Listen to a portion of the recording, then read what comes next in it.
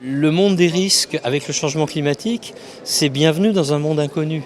C'est-à-dire bienvenue dans des événements inimaginables, y compris des risques naturels qui entraînent des risques un peu moins naturels. On voit en fait dans beaucoup de sondages que les Français ont pris conscience de ces risques au niveau mondial, de ce changement climatique, mais quand on leur parle des risques près de chez eux, finalement ils sont plus en difficulté pour l'expliquer.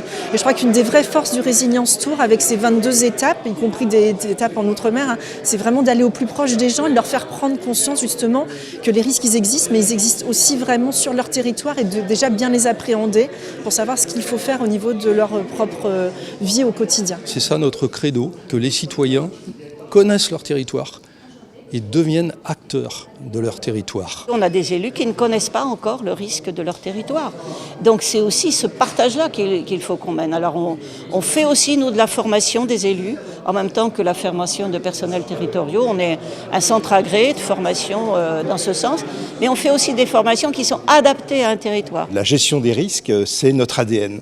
Nous faisons en sorte que les élus, acteurs des collectivités territoriales, les cadres territoriaux, puissent maîtriser leurs risques et ainsi mieux se protéger, mieux s'assurer. Surtout dans le contexte actuel où effectivement les risques augmentent de toute nature, climatiques, sociaux, technologiques. Comment on s'en protège aujourd'hui? Qu'est-ce qui est mis en place dans une installation nucléaire pour éviter qu'un accident se produise? Qu'est-ce qu'on fait si l'accident se produit? Donc on essaye vraiment de rendre ce sujet nucléaire accessible, tout en évidemment ne cachant pas le fait qu'un accident peut se produire. C'est aussi une évolution dans le langage de tous les acteurs de nucléaire depuis 20 ans. Aujourd'hui, on dit clairement qu'un accident nucléaire peut arriver. C'est extrêmement important d'avoir une population qui soit préparée aux événements, qui connaissent les risques qui les environnent, qui connaissent les comportements adaptés en cas de survenue d'un événement, de manière à ce que le citoyen qui fait face à l'événement se mette en protection.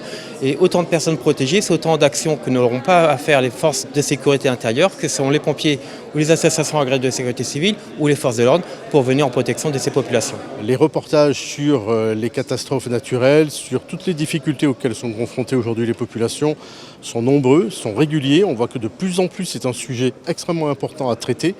Et donc il nous a semblé évidemment naturel qu'entre le Résilience Tour et la chaîne des territoires, il y ait ce lien et cet accompagnement éditorial. Il y a tellement de cibles à aller voir, à aller toucher, que si on part du principe qu'on est concurrent, on ne sera pas efficace. Donc au contraire, ne pensons pas à la concurrence, mais bien à la complémentarité d'action, à la solidarité, à l'entraide, puisqu'on prône cela pour la gestion de crise, on doit se l'appliquer à nous-mêmes en tant que partenaires, et je trouve que le Résilience Tour est vraiment une clé de réussite pour ça, pour dans le concret montrer ses valeurs et les faire partager aux autres. L'enjeu est là, il faut le faire, et aujourd'hui il faut qu'on soit un maximum de personnes à travailler sur la prévention du risque. On a toujours besoin d'être protégé, comme on a toujours besoin d'être aimé.